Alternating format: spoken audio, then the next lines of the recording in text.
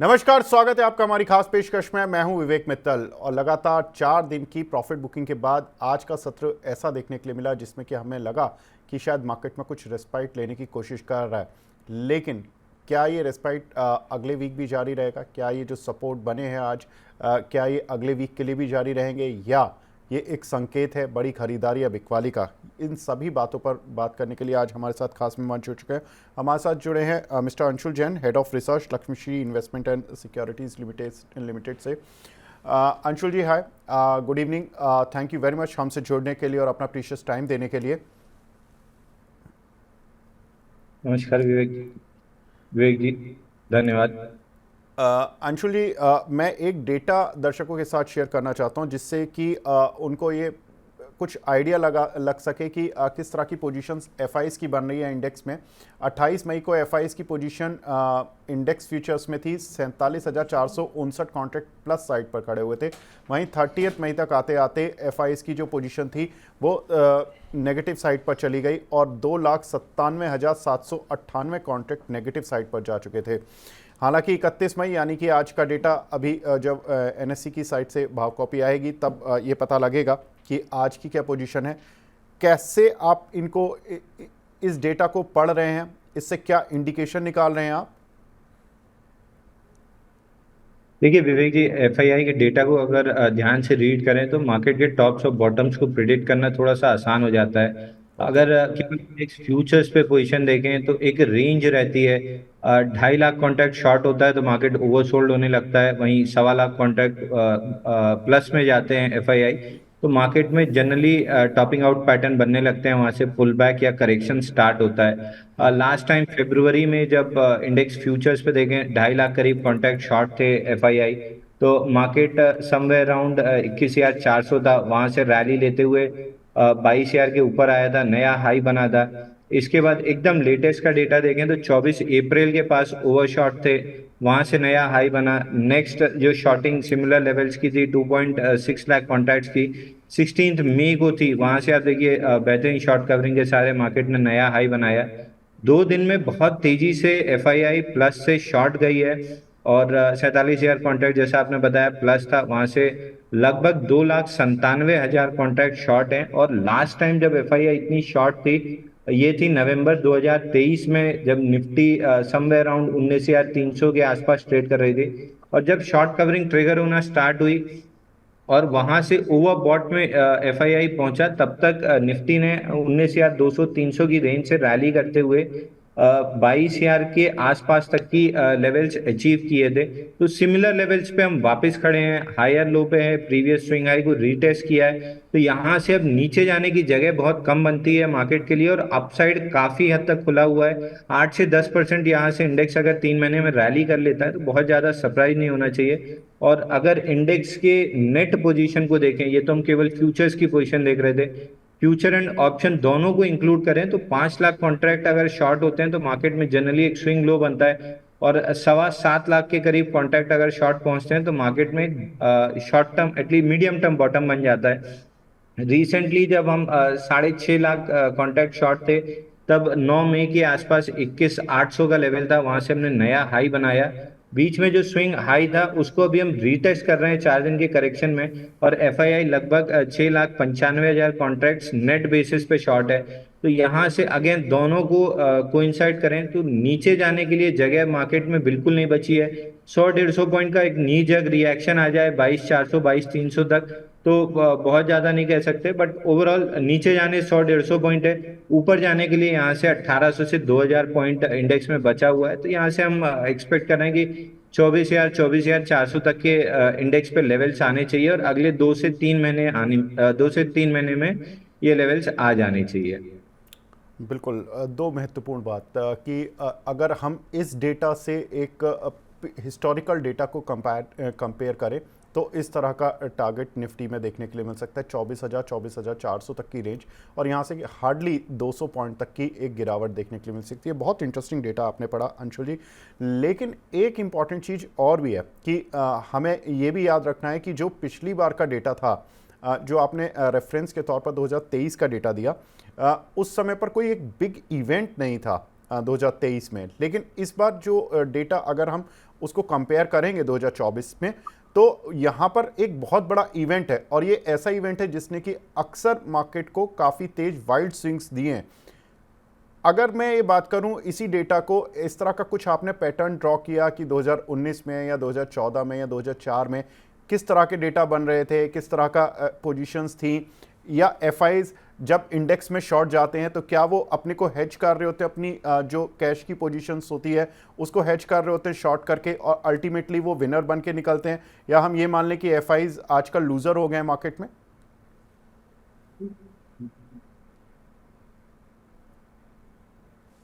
जी।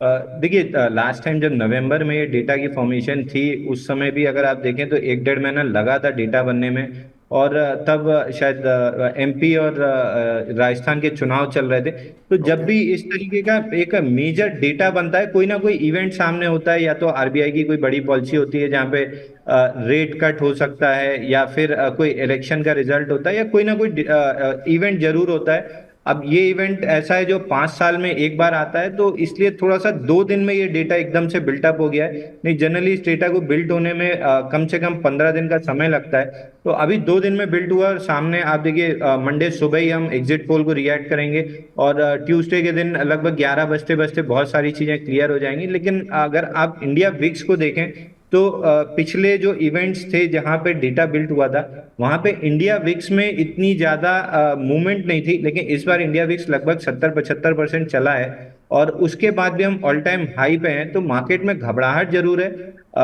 Retail participants में घबराहट जरूर है, लेकिन स्मार्ट मनी को अगर आप देखें तो वो कंफर्टेबली बुलिश बेट्स लेके चल रहा है। और एफआईआई देखिए, आप ट्रेंड प्लेयर होते हैं, वो एक फैग एंड पे आके जो शॉर्ट्स करते हैं, वो ऑप्शंस की डेटा, ऑप्शंस की पोजीशन उस हिसाब से मैनेज करते हैं कि अब ट्रेंड यहाँ पे खत्म हो रहा है, यहाँ से ट्रेंड रिवर्स होके नया ट्रेंड बनेगा। तो ये हम मान के चल रहे हैं कि ये 3-4 दिन का जो करेक्शन आया है, ये करेक्शन अब खत्म हो गया है, यहाँ से मार्केट रिवर्स लेके नए हाइस बनाएगा। तो उस हिसाब से अगर आप थोड़ा सा डेटा को कोइंसाइड करें विक्स के साथ इस जंक्चर पे, तो आपको क्लियरली दिखेगा कि विक्स 60-70% बनने के बाद भी मार्केट हाई पे है। तो ऑलमोस्ट ये डिस्काउंटेड है कि बीजेपी या एनडीए की सरकार आ रही है और अच्छी सीटों से आ रही है। तो बहुत ज्यादा नेगेटिव कहीं से सरप्राइज आते हो वो नहीं दिखेगा, बट अगर आता है तो फिर मार्केट उस हिसाब से रिएक्ट भी करेगा। बिल्कुल। अंशुल जी, आप वाराणसी से हैं, वाराणसी से हमारे प्रधानमंत्री जी चुनाव लड़ते हैं। क्या कुछ वहाँ पर लहर है? देखिए, मैं ये नहीं कहूंगा कि लहर है, बल्कि मैं ये कहूंगा कि सुनामी है। क्योंकि 2014 के मुकाबले 2019 में देखें तो लगभग 1-1.5 लाख वोट से बढ़ के ही जीते थे। और इस बार जितना यहाँ आपस में बीजेपी कार्यकर्ता या जो माहौल बना हुआ है, ये मान के चल रहे हैं कि पिछली बार से भी 1-1.5 लाख वोट बढ़ के ही आएंगे, और शायद हिस्टोरिक वोट से जीतेंगे। तो बिल्कुल सुनामी चल रही है उनके नाम की, लगभग हर किसी के जुबान पे उन्हीं का नाम है। और जिस हिसाब से डेवलपमेंट दिख रहा है वाराणसी में, मेरे को 14 साल हो गए यहाँ पे, तो 2014 के बाद से जो डेवलपमेंट मैंने देखा है, अगेन वोट वहीं पड़ना एकदम ऑब्वियस वो चीज है, उसमें कोई फर्दर डिस्कशन के लिए स्कोप नहीं बचता है, अगर कोई डेवलपमेंट को देखते हुए वोट दे रहा है तो। बिल्कुल, डेवलपमेंट के लिए अगर वोट जा रहा है तो कहीं ना कहीं शायद ये जो लहर चल रही है उसी के फेवर में जा रहा है। लेकिन ये जो आउटकम होंगे ये ट्यूसडे को हमें मिल भी जाएंगे, तो लहर का एक्चुअल पता भी लग जाएगा कि ये ओवरऑल लहर वाराणसी तक ही सीमित थी या ये पूरे देश में थी। उसका डेटा हमें मिल जाएगा ट्यूसडे को। सर, लेकिन देखें तो अगर बैंक निफ्टी और निफ्टी आईटी, इन दोनों के स्ट्रक्चर पर बताएं, क्योंकि हम देख रहे हैं कि आईटी सपोर्ट नहीं कर रहा और बैंक निफ्टी अपना रुख पलटने के लिए तैयार नहीं है। कैसे पढ़ रहे हैं आप इन दोनों ही की इंडिकेटर्स को? देखिए, बैंक निफ्टी से शुरुआत करता हूँ। बैंक निफ्टी में अगर आप मंथली चार्ट पे देखें तो 3 महीने का इनसाइड बार का फॉर्मेशन था। अप्रैल में ब्रेकआउट दिया, मई अगेन इनसाइड बार की फॉर्मेशन है। तो 6 महीना हो गया, बहुत टाइटली कंसोलिडेटेड है। तो नेक्स्ट लेग ऑफ रैली में बैंक निफ्टी में ही तेजी आनी चाहिए। यहाँ पे 49-200 के आसपास मंथली और वीकली पे रेजिस्टेंस है। जैसे हम इस लेवल को क्लियर करके उसके ऊपर सस्टेन करना स्टार्ट करते हैं, धीरे धीरे इवेंट के बाद विक्स भी ड्रॉप होना स्टार्ट होगी, तो डबल तेजी बनेगी इसमें। और 52-52,500 का इमीडिएट इंडेक्स पे टारगेट लग रहा है, और उसके ऊपर निकलते हैं हम तो समवेयर अराउंड 54,500 तक के टारगेट्स निकल के आ रहे हैं ऑन दी बैंक निफ्टी। और इसमें जो लीडिंग स्टॉक्स रहेंगे वो आप देखेंगे कोटक बैंक रहेगा, बॉक्स का लो फेल किया है, और जब ये लो टूट रहा था तब एफआईआई काफी तेजी से इंस्टीट्यूशंस लॉन्ग कर रहे थे और रिटेल बेच रहा था। तो अब स्ट्रॉन्ग हैंड्स में वो स्टॉक है, वहां पे लगभग 12-15% की रैली आती हुई दिख रही है।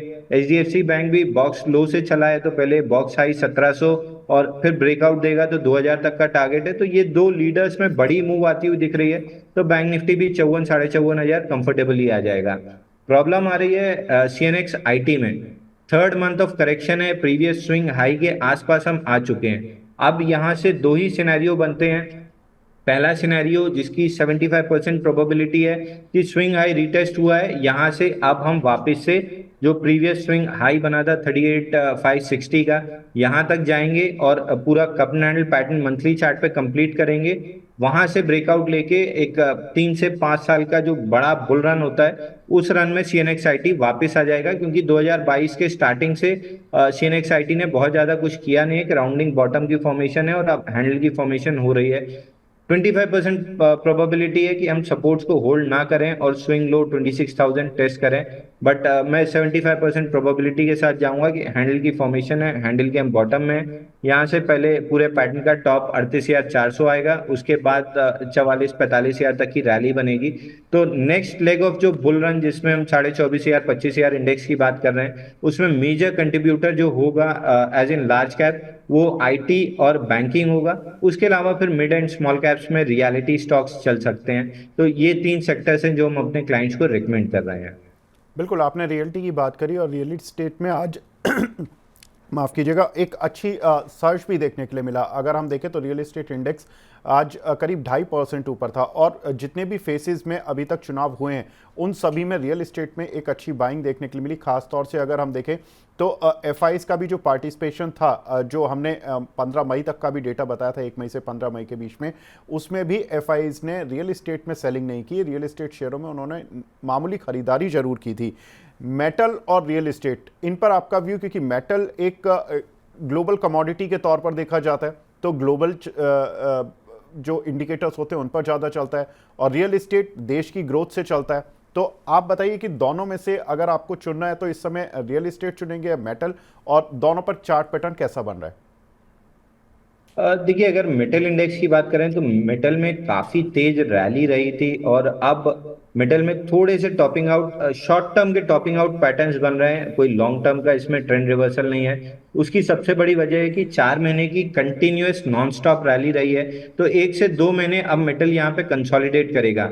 आप मेटल का अगर मंथली चार्ट देखें मेटल इंडेक्स का, तो 20 महीने का कप एंड हैंडल पैटर्न का ब्रेकआउट था, वहां से 7वां महीना है जहाँ कंटिन्यूअस रैली रही है। 2 महीने हल्की हल्की अपमूव थी, तो उसको साइडवेज भी कह सकते हैं, लेकिन कंटिन्यूअस फिलहाल 3 महीने में कंटिन्यूअस रैली रही है।